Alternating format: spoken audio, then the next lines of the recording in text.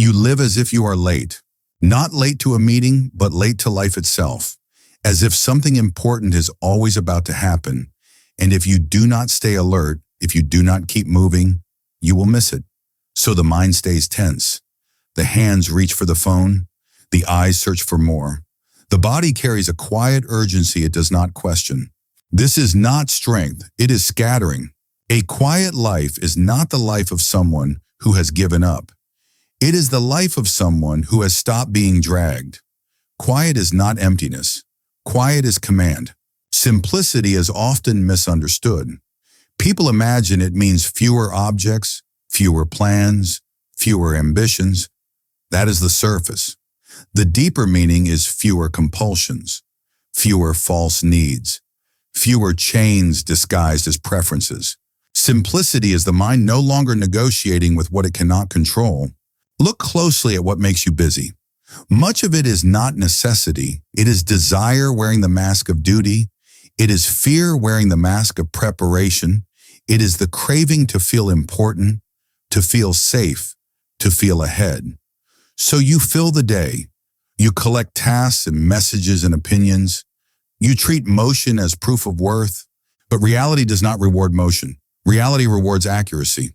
What is within your control is not how full your schedule is, not how many people notice you, not how quickly the world responds. What is within your control is your judgment, your choice, your willingness to act according to reason rather than impulse. A quiet life begins the moment you stop confusing noise with life.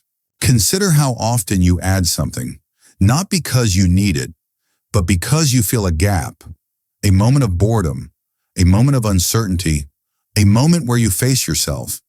You reach for stimulation the way a thirsty person reaches for salt water. It creates movement, but it does not satisfy. The mind becomes trained to flee. And when the mind flees, it becomes weak. Not weak in intelligence, but weak in steadiness. It cannot remain with one thought, one task, one feeling. It must escape into the next thing. Simplicity is the training to remain. A quiet life is powerful because it refuses to surrender its attention. Attention is your life in its most real form. Where your attention goes, your days go. Where your days go, your character goes. And character is the only possession that stays with you in every condition. If you want to see why simplicity matters, do not look at your closet or your calendar first. Look at your reactions. How quickly are you disturbed? How easily are you pulled into comparison? How often do you resent what you agreed to? How often do you say yes while already planning your complaint? Complex living is usually complex reacting. A mind that tries to hold too much becomes impatient, brittle, easily offended. It is always defending itself because it is always overextended. It has built a life that requires constant maintenance, and then calls that maintenance living. A quiet life is a life that requires less defense. Simplicity is not an aesthetic, it is moral clarity. When you remove what is not essential, you are forced to face what is essential. That is why people resist it. The excess is not just decoration, it is a hiding place. If you keep the world loud enough, you do not have to hear your own conscience. If you keep your life crowded enough, you do not have to decide what you truly value. But the mind cannot be freed by distraction, only by truth. What do you control? You control whether you chase every invitation. You control whether you consume every opinion. You control whether you buy what your envy suggests. You control whether you speak to fill silence. You control whether you allow your time to be taken by what does not matter. The world will always offer more information, more entertainment, more urgency, more opportunities to be pulled outward. The world is not responsible for your boundaries. That responsibility belongs to your reason. A quiet life is powerful because it is deliberate. Most people live by accident. They inherit expectations and call them goals. They follow signals and call them choices. They respond to pressure and call it purpose. They wake up and the day is already claiming them. They do not decide their life, they undergo it. Simplicity is the act of deciding. It begins with a small moment. You feel the impulse to check, to respond, to add, to buy, to explain, and you pause, not to suppress, not to punish, but to observe. You watch the mind try to move on its own. You see the discomfort it tries to escape, and you ask one question: is this within my control? If it is not, why am I giving it my life? If it is, why am I delaying? This question is a knife. It cuts away false urgency. It separates what matters from what merely shouts. Many people fear a quiet life because they think it will make them smaller. They equate quiet with invisibility and invisibility with failure. But power is not attention. Power is self-possession. A person who is not desperate for applause can act honestly. A person who is not addicted to stimulation can think clearly. A person who is not chasing constant novelty can endure. The quiet life is strong because it is not easily manipulated. The crowd can be steered with noise. The individual who has simplified his desires cannot be steered so easily. He does not need the world to confirm him. He does not need constant reassurance. He does not need to win every conversation. He does not need to keep up with every trend. He is not indifferent. He is free. Simplicity is freedom from the tyranny of more. More money, more recognition, more experiences, more productivity, more connections. These are not evil in themselves. They become chains when you believe they are required for your peace. Peace is not purchased by accumulation. Peace is produced by right judgment. Notice the difference. If you think peace comes from accumulation, you will always be anxious, because there is always more that could be taken away. If you know peace comes from right judgment, you can live with less without feeling deprived, and live with more without becoming dependent. Simplicity teaches you to handle both. A quiet life does not mean you avoid responsibility. It means you stop adding responsibilities that are not yours. You have responsibilities to your character, to your conduct, to your work insofar as it is yours to do, to those you have chosen to care for, to your role insofar as you can fulfill it with reason. But you do not have responsibilities to everyone's approval. You do not have responsibilities to keep up with every conversation. You do not have responsibilities to satisfy every appetite the mind invents. The mind invents appetites the way a restless person invents reasons to leave the room. It calls them needs. It calls them just checking. It calls them just in case. It calls them, I deserve it. Simplicity is the discipline to see through this. You do not need to hate comfort to live simply. You only need to stop being ruled by it. Comfort is pleasant, but if you cannot be calm without it, you are not comfortable. You are dependent. The difference is decisive. A quiet life is powerful because it can tolerate discomfort without becoming chaotic. It can tolerate boredom without becoming impulsive. It can tolerate uncertainty without becoming frantic. This is not a rare trait. It is a trained trait. And training begins by subtracting, not as a performance, not as a moral pose, but as an experiment in truth. Remove what you are not sure you need and see what happens inside you. What rises is the real issue. Often it is fear, fear of missing out, fear of being left behind, fear of feeling ordinary, fear of being alone with your thoughts. These fears are not solved by adding more noise. They are solved by examining the judgments beneath them. Why is it intolerable to be ordinary? Why is it frightening to miss something? Why is it painful to be alone? A quiet life forces these questions because it removes the distractions that kept them buried. And when you face them, you find something simple. Most of your fear is not in events, but in interpretation. Missing out is not an injury, it is a thought. Being ordinary is not a loss, it is a story. Being alone is not a threat, it is a condition. The threat is your judgment that these things are unbearable. Change the judgment and the condition becomes manageable. Sometimes it becomes peaceful. Simplicity is not the absence of activity, it is the absence of internal resistance. You can be busy and simple if your busyness is chosen, necessary, and aligned with reason. You can be idle and complex if your idleness is filled with craving, comparison, and regret. So do not confuse simplicity with minimal motion. It is minimal distortion. A quiet life is a powerful life because it reduces distortion. It clears the mind so the mind can see. When the mind sees, it stops fighting shadows. Think of the things you spend energy on that do not exist as realities, only as possibilities. Imagine judgments of others. Imagine future disasters. Imagine perfect outcomes. Imagine versions of yourself that you think you must maintain. These are weight without substance, yet people exhaust themselves carrying them. Simplicity drops what cannot be carried, not because it is hard, but because it is unreal. You are not required to manage your image in every mind. You are not required to predict every outcome. You are not required to control the feelings of others. You are required to choose your own actions well. That is it. A quiet life begins to form when you stop volunteering for burdens that are not yours. You can do this in small moments.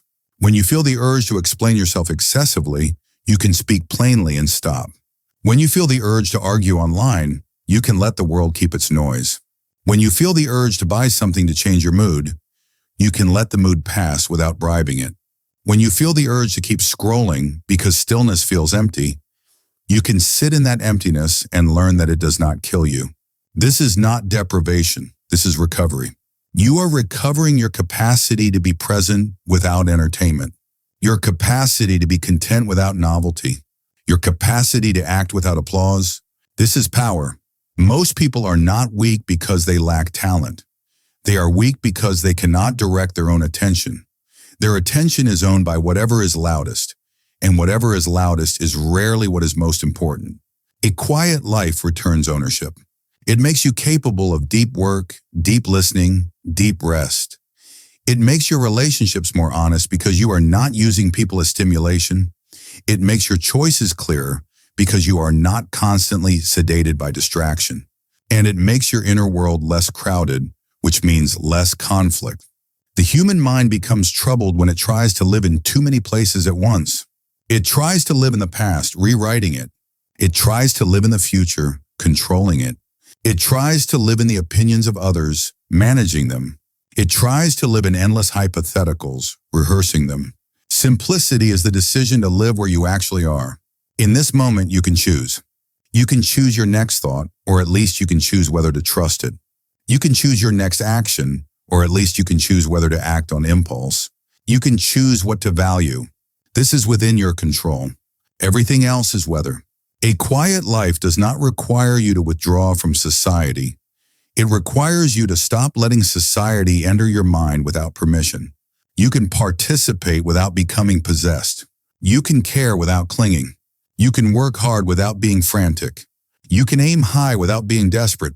This is the balance simplicity gives. You do not abandon the world, but you stop being dragged through it. Drag is what people feel as anxiety. Anxiety is often the sensation of carrying too many outcomes that are not yours. You want results, you want certainty, you want approval, you want control, so you carry these wants like obligations. And because you cannot fulfill them, you feel constant tension. Simplicity returns you to one obligation, your own reason. Do what is yours to do. Let the rest unfold. This is not passivity, it is precision. Now consider your possessions, your schedule, your commitments, your digital life. These are not separate from your mind, they are expressions of it. If your room is cluttered, it may mirror a mind that struggles to let go.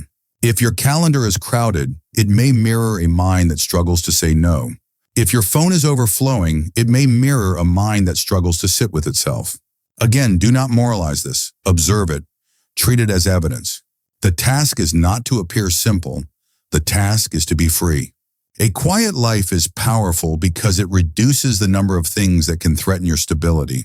If you need constant praise, any criticism wounds you. If you need constant entertainment, any silence scares you. If you need constant control, any unpredictability enrages you.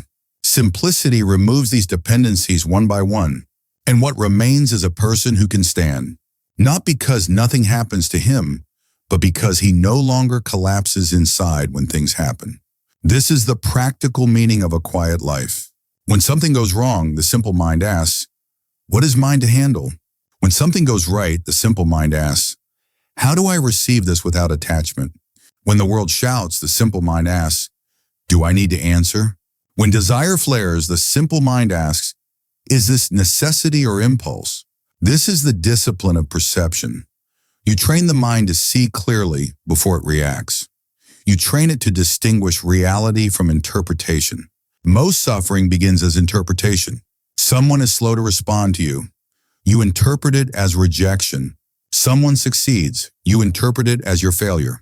A plan changes. You interpret it as catastrophe. A discomfort arises. You interpret it as intolerable. A quiet life is powerful because it interrupts this chain. It slows the mind enough to see that the first story is not always the true story.